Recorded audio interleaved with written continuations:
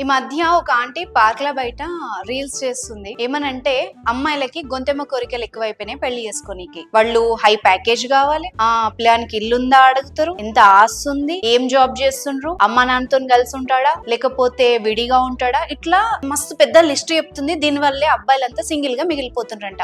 So అమ్మాయిలందరూ కలిసి mental game ఆడుతున్నారు అని ప్రచారం జరుగుతుంది. బట్ నేను ఆ ఆంటీని ఏం అడుగుదాం అనుకున్నా అంటే, గేమ్ ఎవరు స్టార్ట్ చేసిండ్రు? ఒక 20 years బ్యాక్ పోతే అమ్మాయిల్ని ఎట్లా చూస్ చేసేటోళ్ళంటే, ఈమె ముక్కు బాగాలేదు, ఈమె హైట్ తక్కువ ఉంది, లేదంటే ఎక్కువ హైట్ ఉంది, నల్లగా ఉంది, తెల్లగా ఉంది, వెయిట్ ఎంత ఉంది, ఇది చదివింది ఇది చదవలేదు, వీళ్ళకి ఆస్తి ఎంత ఉంది ఎంత లేదు, ఎంతమంది అక్క చెల్లెళ్ళు ఉన్నారు, ఎన్ని పార్టీషన్స్ పోతాయి, ఎంతమంది అన్నదమ్ములు ఉన్నారు, ఎంత పెట్టుబడి పెడతారు, ఎన్ని పెడతారు, మాకు ఎంత కట్నం ఇస్తారు, ఈ లెక్కలన్నీ వేసి వేసి వేసి ఫైనల్ గా వాళ్ళు ఆగి తింగేందో తెలుసా? కట్నం.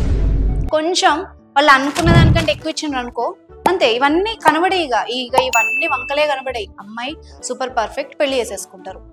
మరి ఇట్లా అమ్మాయిల తల్లిదండ్రుల్ని పీడించి పిండి వాళ్ళని ఒక భయంలోకి నెడితే పేరెంట్స్ ఏం చేసేది తెలుసా? చల్, నేను ఈ కట్నం ఇచ్చే పైసలేదో నా బిడ్డను చదివించుకుంటా అని చెప్పి ఆలోచన చేయడం స్టార్ట్ చేసిండ్రు. సో ఫలితంగా ఏమైంది? 20 years తర్వాత ప్రతి ఇంట్లో ఆడపిల్ల జాబ్ చేస్తుంది అండ్ హై ప్యాకేజెస్ వస్తున్నాయి అండ్ వాళ్ళు కెరియర్ లో సక్సెస్ ఉన్నారు. అవసరం అయితే అమ్మ నాన్నల్ని పెంచే స్టేజ్ లో వాళ్ళు ఉన్నారు. సో ఈక్వల్ అయ్యేసరికి వీళ్ళు స్టార్ట్ చేసిండ్రు అనమాట. నేనేమంటున్నా అంటే, అబ్బాయిలని ఏదో బ్లేమ్ చేస్తున్నా, అమ్మాయిలకి ఏదో సపోర్ట్ చేస్తున్నా అన్నది పక్కకు పెడితే, అంటే టోటల్ సినారియో ఎవరి వల్ల చేంజ్ అయింది, ఎందుకు చేంజ్ అయింది, దీన్ని మనం ఎట్లా కరెక్ట్ చేసుకోవాలి.